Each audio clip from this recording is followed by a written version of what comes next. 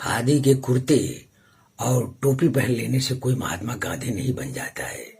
मंत्री साहब, आप अचानक आ पधारे हैं। हमसे बगैर अपॉइंटमेंट के कोई नहीं मिल सकता। रही बात हमारी, तो हम किसी से भी कहीं भी मिल सकते हैं जब हमारा दिल चाहे।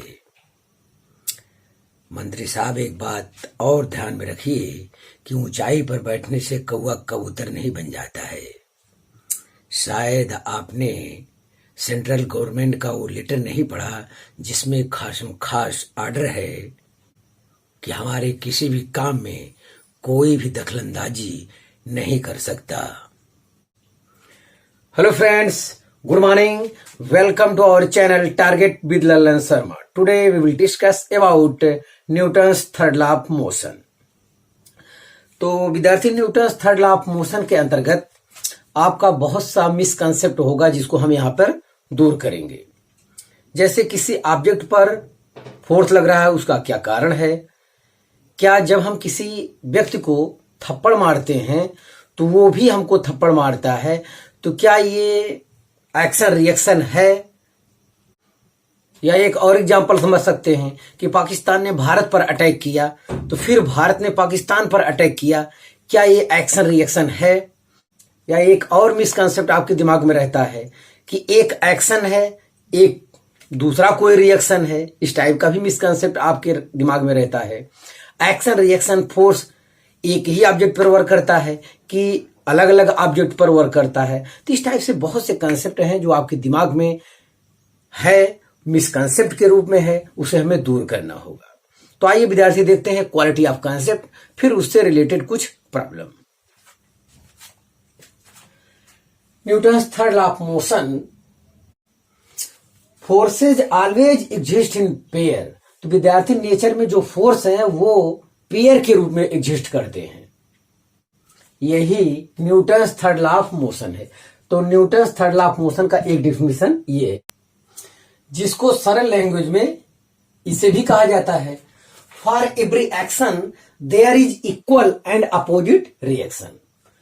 तो Newton's third law of motion ये भी है, equal in magnitude, opposite reaction in direction. ये चीज ब्रैकेट में यहां पे लिख सकते हैं, equal in magnitude, opposite reaction in direction. जैसे विद्यार्थी, एक ऑब्जेक्ट दूसरे ऑब्जेक्ट पर फोर्स लगाती है तो दूसरा ऑब्जेक्ट भी उसी समय उतना ही फोर्स अपोजिट डायरेक्शन में लगाती है। इसका यह मतलब होता है। अर्थ और मून के लिए कंसेप्ट समझें, जितने फोर्स से अर्थ मून को अपनी तरफ खींचता है उतने ही फोर्स से मून अर्थ को अपनी तरफ खींचता है। तो यहां भी विद्यार्थी एक्शन और रिएक्शन का केस होता है। जब एक ऑब्जेक्ट किसी अन्य ऑब्जेक्ट पर फोर्स लगाती है तो दूसरा ऑब्जेक्ट भी पहले ऑब्जेक्ट पर उतना ही फोर्स अपोजिट डायरेक्शन में लगाती है। यही Newton's third law of motion है। तो आइए इससे रिलेटेड कुछ और कंसेप्ट को हम देखते हैं। तो अब इसका एग्जाम्पल देखते हैं। जैसे वॉकिंग, सड़क पर हम लोग टहल रहे हैं, तो ये चीज जो है Newton's third law of motion के अंतर्गत आता है। स्विमिंग, ये तैरना भी विद्यार्थी Newton's third law of motion के अंतर्गत आता है। यहां एक्शन और रिएक्शन होता है। हम वाटर को पीछे की ओर पुश करते हैं तो उसके बदले में हम आगे की ओर जाते हैं। तो ये एक्शन और रिएक्शन वाला केस यहां पर होता है। Rocket propulsion etcetera. तो रॉकेट आप देखे होंगे, जो सैटेलाइट छोड़ा जाता है तो वो नीचे की तरफ बड़ी तेजी से गैस को पुश करता है, तो उसके बदले में ऊपर की ओर रॉकेट जाता है। जैसे आप सामने की ओर बड़ी तेजी से फूंक मारिए तो ऐसे केस में हल्का सा आप पीछे हो जाते हैं। तो ये एक्शन रिएक्शन की वजह से ऐसा होता है। अब Newton's third law of motion के कंसेप्ट को और क्लियर किया जाए कुछ पॉइंट की सहायता से। जैसे action and reaction acts on different body. तो एक्शन और रिएक्शन विद्यार्थी डिफरेंट बॉडी पर वर्क करते हैं। वास्तव में यहां होना चाहिए, action reaction never cancel each other because action and reaction acts on different bodies. Action reaction force जो है कैंसिल नहीं होते, उसका कारण है कि एक्शन और रिएक्शन डिफरेंट बॉडी पर एक्ट करता है। अब एक्शन रिएक्शन होता कौन है, यहां पे देखा जाए, यहां पे इसका वेट mg, मान लेते हैं ऑब्जेक्ट है, इसका वेट mg नीचे की ओर वर्क करता है और इसका नॉर्मल क्या है, ऊपर की ओर वर्क करता है। तो क्या ये एक्शन रिएक्शन है? नहीं। तो n minus mg equal to 0, तो n बराबर mg। तो ये एक्शन रिएक्शन फोर्स नहीं है, क्योंकि ये एक ही बॉडी पर वर्क कर रहा है।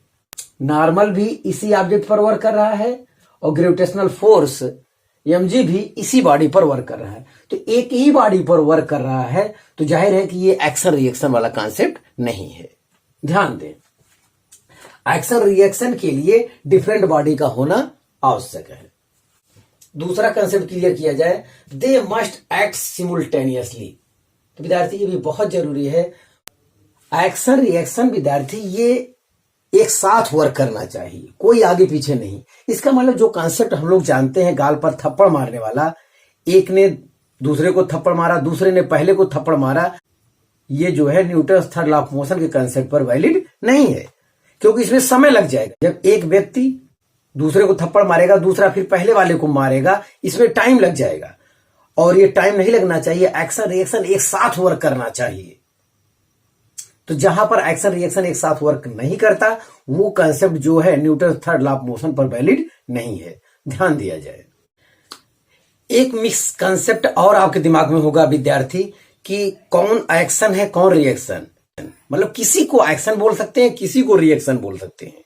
उसमें ये नहीं कि ये पेन यहां पे गिरा तो पेन वाला एक्शन हो गया, मेरे हाथ से जो ऊपर की ओर नॉर्मल लगेगा वो रिएक्शन होगा, ऐसा कुछ भी नहीं है। क्योंकि एक्शन रिएक्शन जैसे इस टाइप से लगा हाथ पे, इस टाइप से फोर्स लगा ऐसे, तो इस पे कौन एक्शन है कौन रिएक्शन कैसे आप बता पाएंगे? तो ऐसे केस में विद्यार्थी किसी को एक्शन किसी को रिएक्शन बोला जा सकता है। ये भी आपको ध्यान देना चाहिए कि ऐसा नहीं कि जो ये ऑब्जेक्ट ऐसे, जैसे पेन हमारा गिर रहा है हाथ पे तो ये एक्शन हो गया और हाथ से जो ऊपर की ओर लगेगा ये रिएक्शन हो गया, ये गलत बात है। तो किसी को एक्शन किसी को रिएक्शन आप बोल सकते हैं, क्योंकि ये जब लगेंगे तो एक साथ ही वर्क करते हैं। ये एक्शन रिएक्शन के लिए विद्यार्थी जरूरी नहीं है कि दो ऑब्जेक्ट फिजिकली कांटेक्ट में हो। जैसे मून और अर्थ के बीच जो फोर्स लगता है, ये भी एक्शन रिएक्शन वाला केस है, तो ये कांटेक्ट में नहीं है। और पेन और हमारे हाथ का संपर्क आप देखिए, ये तो कांटेक्ट है, तो यहां भी एक्शन रिएक्शन होता है। तो एक्शन रिएक्शन के लिए दो ऑब्जेक्ट का कांटेक्ट में होना आवश्यक नहीं है, हो भी सकता है और नहीं भी हो सकता। अगला पॉइंट क्लियर किया जाए, they must pass through same point.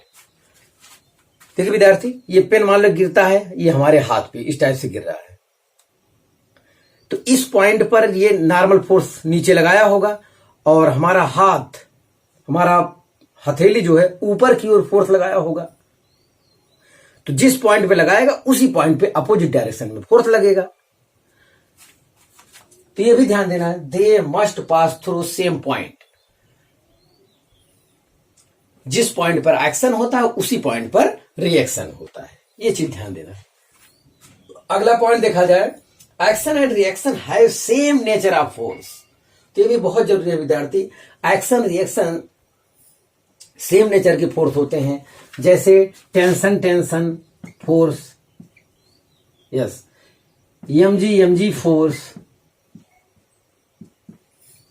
ये एक्शन रिएक्शन होता है। नॉर्मल फोर्स एक्शन रिएक्शन होता है और ये एक्शन रिएक्शन फोर्स नहीं होता है। ध्यान दिया जाए, n और mg जो बराबर है, तो कोई पूछे वो एक्शन रिएक्शन है तो आप कहेंगे नहीं। अब यहां पे एक्शन रिएक्शन समझने के लिए, ये ब्लॉक जो है इस सरफेस पे नॉर्मल फोर्स नीचे की ओर लगाएगा, तो ये सरफेस इस ब्लॉक पर नॉर्मल फोर्स क्या लगाएगा, ऊपर की ओर लगाएगा। तो डिफरेंट बॉडी होना चाहिए और दोनों फोर्स क्या होना चाहिए, सेम नेचर का होना चाहिए। एक्शन रिएक्शन सिमुल्टेनियसली एक साथ वर्क करना चाहिए और किसी को एक्शन किसी को रिएक्शन आप बोल सकते हैं। तो ये सब चीज बहुत कीमती है, आपको ध्यान देना चाहिए। हाँ विद्यार्थी, नोट में यहां पे लिखा है pseudo force does not follow action reaction law. तो सूडो फोर्स तो वास्तव में विद्यार्थी फोर्स ही एग्जिस्ट नहीं करता, ये रियल फोर्स नहीं है। विद्यार्थी ध्यान दें, सूडो फोर्स एक फोर्स के रूप में एग्जिस्ट नहीं करता। नॉन इनर्शियल फ्रेम में न्यूमेरिकल को सॉल्व करने के लिए सूडो फोर्स अपोजिट डायरेक्शन में लगाया जाता है, F इक्वल टू -ma। तो वहां पर इसका विस्तृत अध्ययन करेंगे। मतलब फोर्स दुनिया में पेयर के रूप में ही होता है, ये अटल सत्य है, और सूडो फोर्स के रूप में ही एग्जिस्ट नहीं करता। तो आपको परेशान होने की जरूरत नहीं है, फिर भी दिमाग में ये कॉन्सेप्ट तो रहना चाहिए। विद्यार्थी आप इसे कॉपी कर लीजिए, तो फिर इससे रिलेटेड कुछ प्रॉब्लम देखते हैं।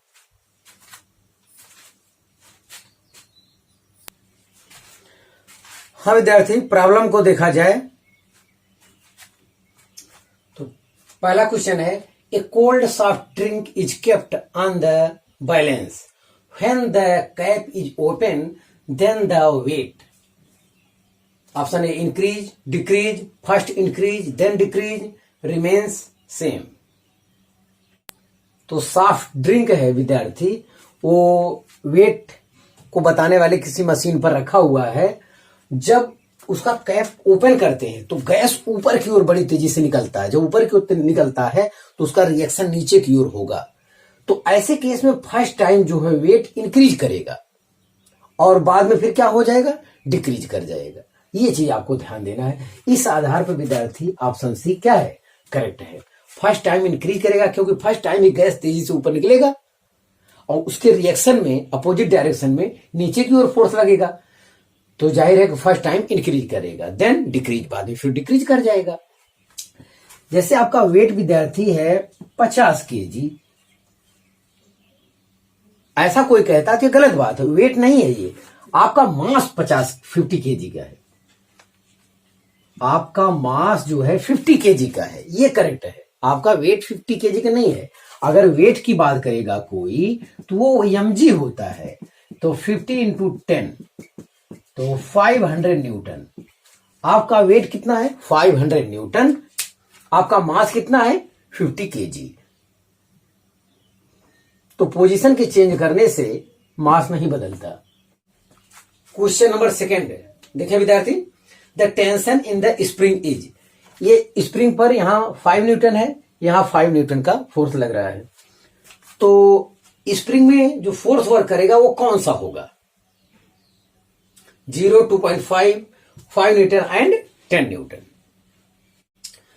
तो विद्यार्थी इसका आंसर होगा 5 न्यूटन। क्यों होगा, चलो मान लेते हैं कि एक ही फोर्स लग रहा हो 5 न्यूटन का, 5 न्यूटन का एक ही फोर्स लग रहा हो, तो क्या इस स्प्रिंग में कोई टेंशन होगा, नहीं होगा।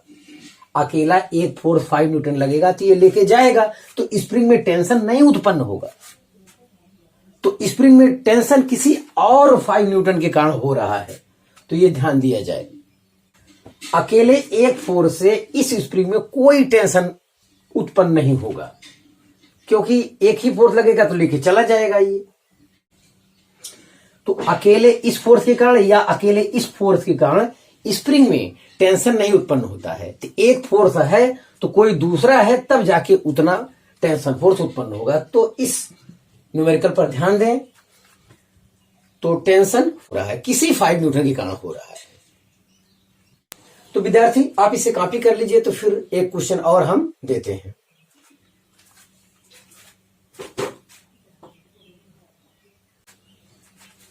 हाँ विद्यार्थी, आज का लास्ट क्वेश्चन देखा जाए। A machine gun fires 20 bullets per second into a target. Each bullet weight 150 grams and has speed of 800 meter per second. Find the force necessary to hold the gun in position. तो जब हम gun को fire करते हैं विद्यार्थी, तो पकड़ने के लिए हमें फोर्स की आवश्यकता होती है, क्योंकि अगर हम एकदम ढीला कर देंगे तो गन भी हमारा पीछे की ओर जाएगा एक्शन रिएक्शन की वजह से। तो वही वो कह रहा है। तो पहले मास का इंतजाम करते हैं टोटल। तो 20 बुलेट है और एक बुलेट का मास 150 ग्राम है, 150 ग्राम है। तो 1000 से डिवाइड करेंगे तो ये अब क्या हो जाएगा, केजी में हो जाएगा। तो ये चीज देखा जाए, 1 0 यहां से ये 0 कैंसिल हो रहा है, तो 15 2 जार 30, मतलब यहां पे 3 kg आ रहा है। अब यहां पे वेलोसिटी दिया है तो मोमेंटम निकाल देंगे हम, P बराबर mv। तो m है आपका 3, v है 800, तो 2400 इतना आया। इसका जो यूनिट होगा किलोग्राम मीटर पर सेकेंड, लेकिन यहां पे न्यूटन हमको चाहिए, तो फोर्स इक्वल टू होता है dp अपॉन dt। ये चेंज इन मोमेंटम हमारा हो गया 2400 अपॉन 1 सेकेंड, तो ये आया 2400 न्यूटन। इस आधार में विद्यार्थी ऑप्शन डी करेक्ट है। तो Newton third law of motion विद्यार्थी आपको एक चीज और ध्यान देना, ये कंजर्वेशन ऑफ मोमेंटम पर वर्क करता है। तो ये भी क्वेश्चन एग्जाम में पूछा गया है, Newton third law of motion conservation of momentum पर वर्क करता है। तो 1 सेकेंड कहा था, तो वही 1 सेकेंड से डिवाइड कर दिए, तो ये चीज न्यूटन में हो गया। तो विद्यार्थी आप इसे कॉपी कर लीजिए। हाँ विद्यार्थी, आज बस इतना ही, फिर आने वाले कल में हम एक नए कंसेप्ट के साथ आएंगे। आप मेहनत से पढ़ाई करते रहें। All the very best.